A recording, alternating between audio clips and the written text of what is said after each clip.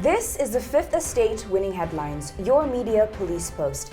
In this segment, we summarize the headlines that you might have missed this morning.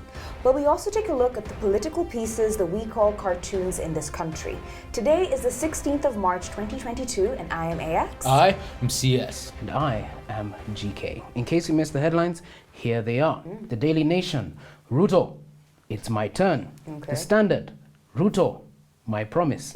The Star, Raila now catches up with Ruto, new poll. And finally, the People Daily, Ruto, my grand plan for Kenya. So Daily Nation, Ruto, Standard, Ruto, People Daily, Ruto. Toss all of them out. Okay. I think we have a winning headline already, and that is the Star.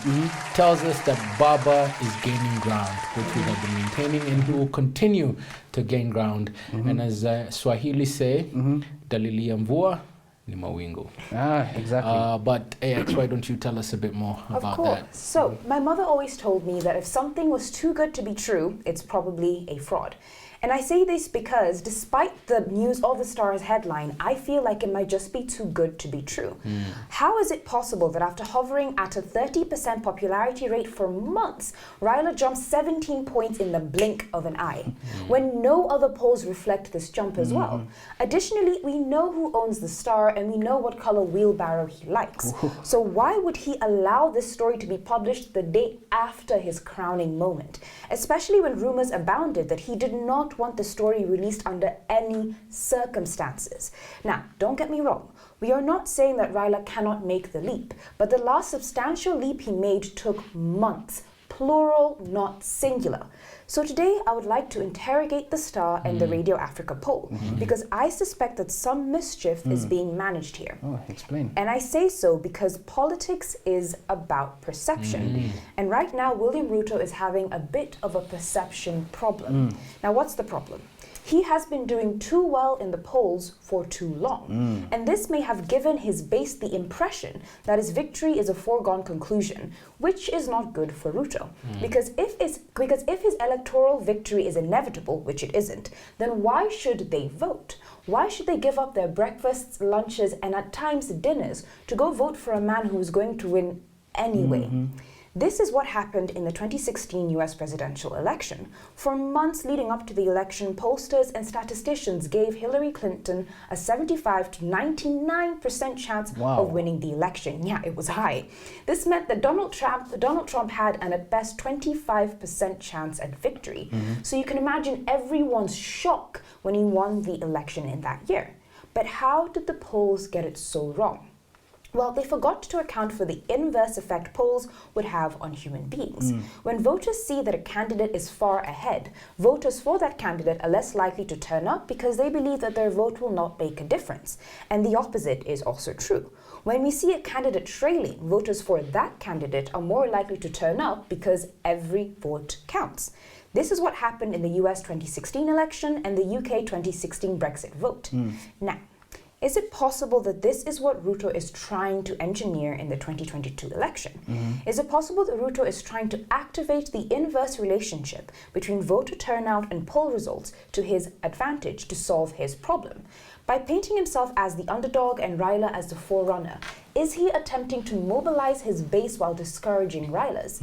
And if so, is this a sign that he knows he is not the best candidate for country because he must manipulate his base into voting? Now, I do not know. I am just asking questions. But I ask these questions because questions tell you more than answers. You know, it's interesting, your submissions, because in 2002, voter turnout was actually quite low.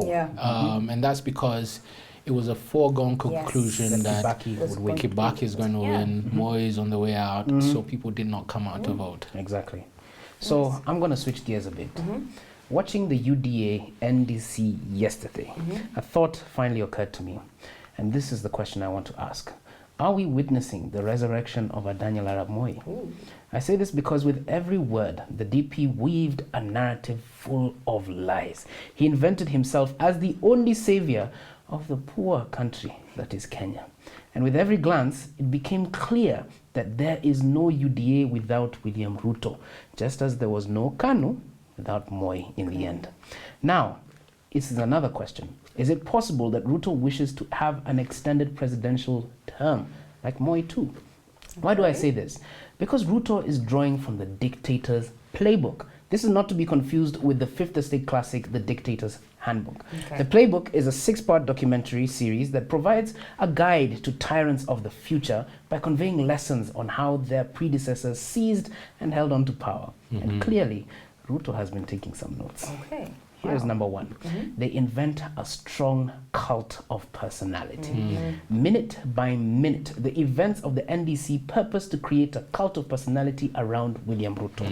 Simply put, a cult of personality is a situation where a public figure is turned into a god, infallible and ready to be worshipped and praised.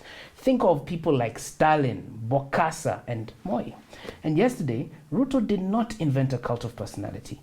He cemented it. Yes. Why else do you think that everyone at the NDC was there to praise him and not to praise the party UDA? Yeah. Why else would he swear himself in?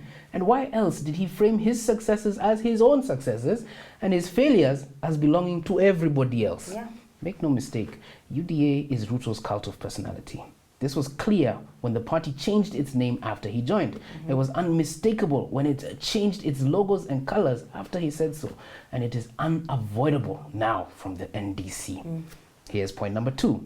A good dictator must be a great liar. Okay. And judging by yesterday's performance, the DP is not just the peddler of falsehoods, he may be their father.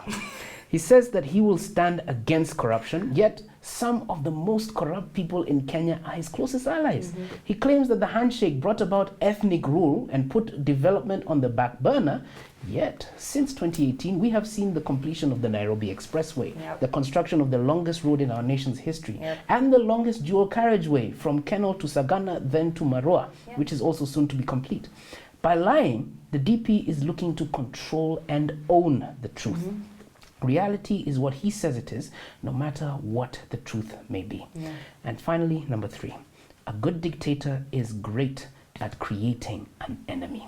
Idi Amin was great at this. He made Indian Ugandans as the enemy of progress, distracting the public from his many flaws. And yesterday, Ruto turned the Jubilee government, the same government responsible for what we would say is the greatest economic acceleration in our nation's history, into his enemy. He worked tirelessly to make the point that they represent regression and he represents progression. But just like the dynasties before, he failed to define who is a Jubilee government official.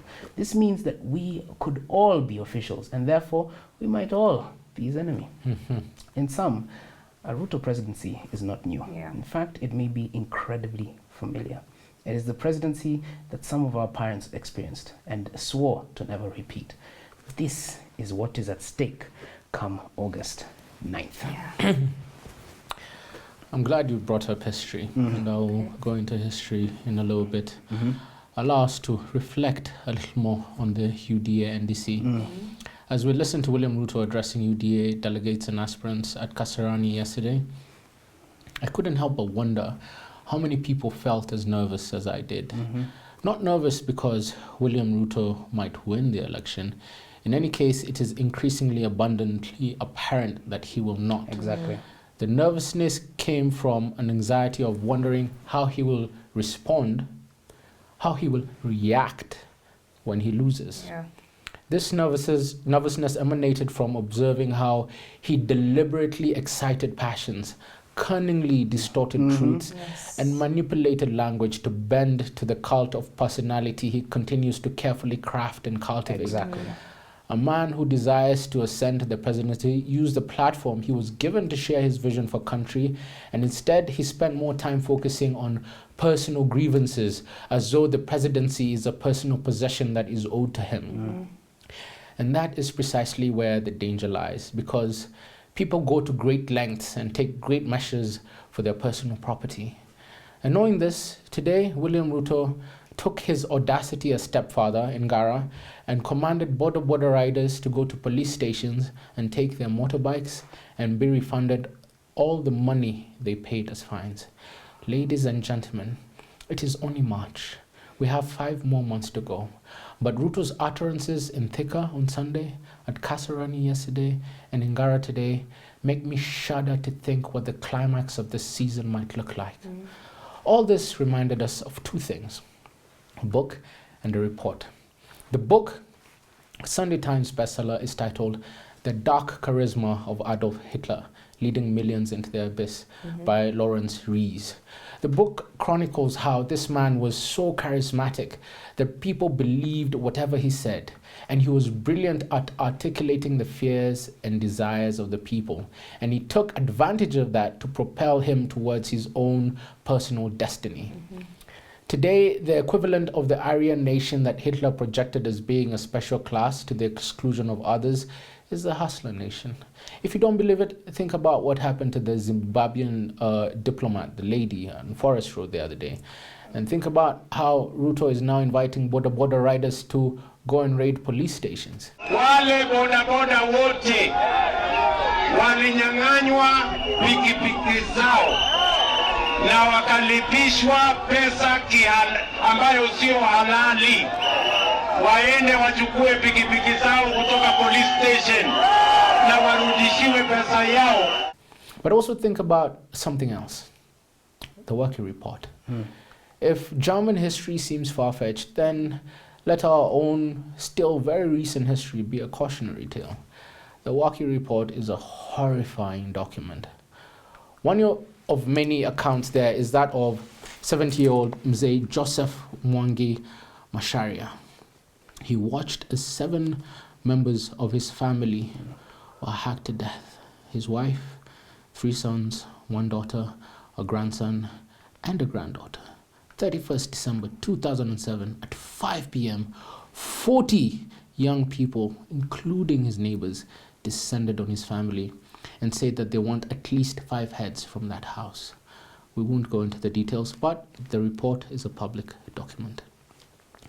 Another lady gave an account of how she took her 90-year-old mother and they went to hide in the church in Kiamba because they believed that the raiders would not attack a church. But instead, the raiders were pushing people into the church and throwing mattresses onto the roof and pouring petrol on the mattresses. The lady said she wanted to save her 90-year-old mother from the burning church, but she was prevented by the raiders. She said, and I quote, "I saw the fire had reached where my mother was. I heard her cry for help as the fire burnt her, but I could not help." Again, the Working Report is a public document. Another witness said that there was a lot of serious coordination and logistics that was put into place for warriors to approach Eldoret from all directions. In his area alone, there were over 5,000 warriors at one go, and they smeared themselves with the blood of the victims they killed. The Working Report is a public document. Listening to William Ruto on Sunday, yesterday and today, made me think of the dark charisma of Adolf Hitler, who led millions into the abyss. It reminded me of the Working Report and its harrowing content. Listening to him is increasingly filling me with anxiety because it makes me seriously wonder, what is this man capable of? How will he react once he realizes he is losing, if this realization hasn't dawned on him already? That is the history, and those are our questions.